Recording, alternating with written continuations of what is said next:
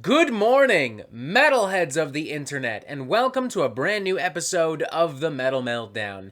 Today we are talking about Two, the latest studio album and the sophomore, as its title suggests, from American punk metal supergroup Dead Cross. But before we do that, I want to quickly let y'all know, quickly remind you that the Metal Meltdown will be hosting its very special Halloween party and live stream this coming Sunday, October 30th at 1 p.m. Pacific Standard Time, 4 p.m. Eastern Standard Time. We're going to be playing a bunch of video games, specifically, by popular demand, Alien Isolation, one of the scariest video games ever made in my opinion. We're also going to sing songs and share stories and get up to all kinds of crazy nonsense. As per the norm, I'm going to drink an ungodly amount of alcohol, beer, gin, wine, cider, whiskey, vodka, tequila, you name it, I'll have it in my body.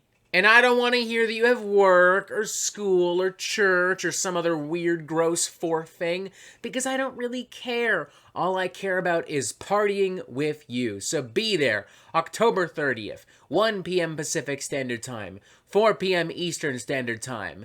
Booyah! Alright, I think I've spent enough time shilling my own shit and selling out, so why don't we start talking about Two from Dead Cross, a supergroup with a big emphasis on super this time around, because my god, what a talented lineup we have here. You have Justin Pearson on bass guitar, a gentleman known for a slew of projects, including but not limited to The Locust, Retox, Head Wound City. He's also collaborated with Asia Argento, Karen O from the Yeah Yeah Yeahs, Kool Keith, and many more. We also have another member of Retox, Michael Crane, on lead guitar, who has also worked with Kill the Capulets and the Festival of the Dead Deer. And on top of that, we also have not one but two mega legit rock and metal icons on this thing. Dave Lombardo and Mike Patton on drums and lead vocals, respectively. The sheer magnitude of talent in this lineup is, in and of itself, pretty mind-blowing, and this is before we even address the music, which I'm now happy to announce, to reveal to you, is probably some of the most urgent, devastating, politically charged punk and metal that I've heard from any band since, well, the previous Dead Cross album. This is in every way a massive expansion on everything Dead Cross have already been doing pretty well over the years. It is bolder, it is bigger, it is heavier, it's also stranger with more absurdist lyricism and more outside influence from post-punk, noise rock, and thrash metal. It is meticulously crafted, passionately written and performed, and as such, honestly, perhaps one of the most thrilling and poignant albums of 2022.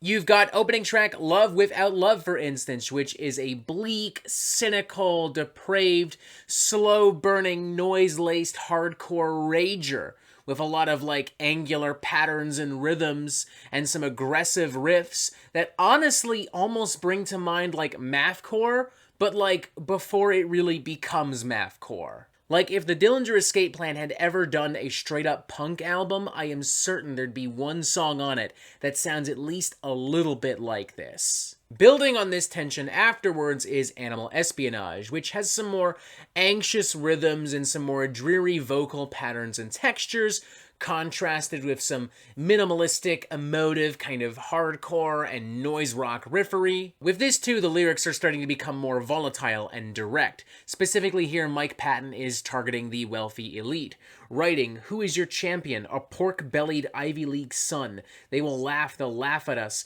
as they watch us shoot ourselves. Obscene fucking prom queen with library tears." The political and social chaos and turmoil and disruption of the past few years also acts as a major source of inspiration for Mike Patton and Dead Cross on this thing. Christian Missile Crisis, for instance, points its fingers at political and religious institutions who have rewarded the behaviors of terrible people simply because they would advance their own agenda. And preceding track Reign of Error goes even further, acknowledging that we are just as responsible for the chaos and confusion of these past few years as political and religious institutions. With Dead Cross repeatedly spitting and screeching and shouting out, "It's us.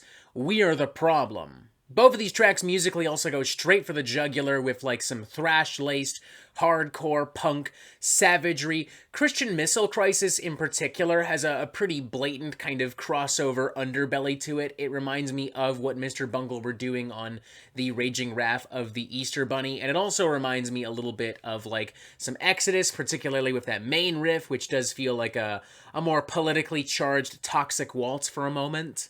There's also Heart Reformer, which relishes in some 80s punk and hardcore nostalgia, while also mixing in a few vocal antics that, you know, I would expect to find from any Mike Patton-related project. Lyrically, I like how this track addresses how dangerous and stupid it is that everything has become so partisan. Writing here, I get fucked on the left, I get fucked on the right, I get fucked all night, I get fucked all day, tightly fucked on either side. Switching things up, there's also Nightclub Canary, which kind of deals with how creatively bankrupt and hollow and derivative modern entertainment is, while also acting as just kind of a diss track towards the modern generation as a whole, and also, weirdly, Vince Neil. It's slightly odd and initially difficult to follow, but, you know, once you get into the groove of it, it's really fun. This actually has one of the best hooks on the entire album.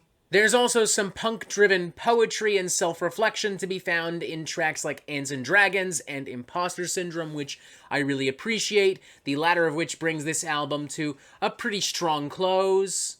Everyone does a great job on this thing, no one's pulling their punches, no one's phoning it in, and it's evident as fuck. It's especially impressive when you consider that Michael Crane was battling cancer, and Mike Patton was struggling with his mental health, dealing with agoraphobia and alcoholism, and the entire time, you know, everything was recorded remotely and separately because of this fun little thing called COVID-19. For this album to have turned out as energetic and thought-provoking as it did under these circumstances is nothing short of a miracle. I know for a fact that I could not have done the same. I'm feeling a strong 4.5 out of 5 on this bad boy. I think it's incredible. I think it's badass. It makes me happy in a weird way that Faith No More is not especially active right now, that Dave Lombardo is no longer affiliated or associated with Slayer, because if this were not the case, I'm not sure that Dead Cross would have been given this much time and attention. I mean, I could be wrong because Mike Patton and Dave Lombardo are just working their asses off nowadays, but I don't know, even so, I think it says a lot about the fact that, like, Faith No More didn't release an album in these past few years, despite having had ample opportunity to do so.